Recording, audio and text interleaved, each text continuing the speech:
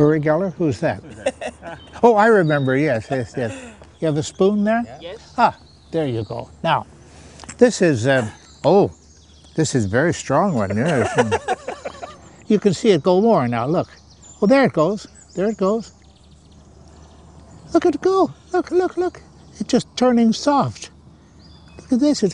You can't eat with this now. It's too much bent. Now, this is not a milagro. No, this is just a simple piece of sleight of hand.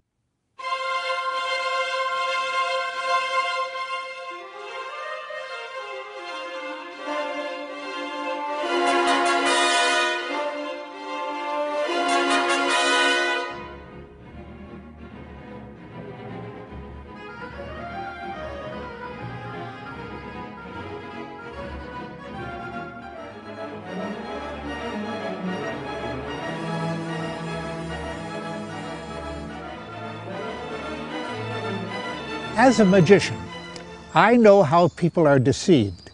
I know how easily they can be fooled by an expert like me. I can tell you how the tricks are done, and I can tell you to guard against them. I have found in all the years that I've been active this way that most people think that they cannot be fooled. Oh yes, they can. And very easily by the right people out there who want their money and want their security, want their trust. And you've got to remember, this is like a jungle, like a selva, if you will. There are always animals in the trees ready to jump on you and take your money and take your life in some cases.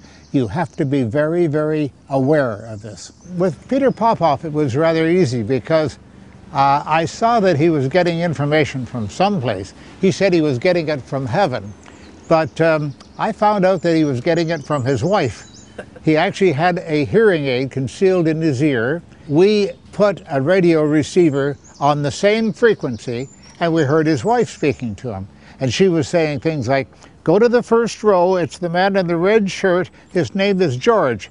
And Peter Popoff would say, "God tells me there's a man in the third row named George." "Who is George?" "Ah, George, there. God just told me your name." Well, it was his wife telling him the name, of course. People are not thinking. They're not thinking. They're reading the newspapers and they're watching television and they believe everything. They always say, oh, they wouldn't put it on television if it weren't true. But that's not true. They will tell them stories they would like to hear that sound very good. Oh, I can save your life. I can give you a cure of cancer and diseases and illness. Medical science can do that. Real science. These other people claim, I can do it for you much cheaper, and it's easier. All you have to do is wear a medallion around your neck or something on your wrist. There is nothing in these power bracelets, nothing at all. It's just a piece of soft plastic that you put around your wrist. There are no active elements inside there, nothing electronic, nothing magical at all. James Heydrich was very clever. He was a very good performer, but he would never wear a microphone around his neck because he was blowing on the objects that he was moving, you see. And when you blow, you make a noise like and he wouldn't wear the microphone around his neck. He always had the microphone far away. Oh, look, oh, now it's going. Now it's going quickly. Oh, here it goes. Yeah, now this is the real milagro. Yes. Well, now look at it. Look at this. And this is supposed to be stainless steel. I have to give the prize, in this case, to Uri Geller. This stupid spoon bending thing. I mean, oh, I can bend a spoon. Wow. How clever, how clever of you. But it's a simple trick that children do. And yet he was able to influence the whole world. I got to give him credit for that. He fooled a lot of people with very little talent. I'm afraid we are, perhaps from the moment that we're born, when we're that big, we start to think of superstitions and false beliefs of all kinds. And we've got to be very careful. We've got to be vigilant. We have to be sure that we resist doing this kind of thing. It's very easy to agree with everybody. Oh, everything is magical. Everything is perfect. I don't have to do anything.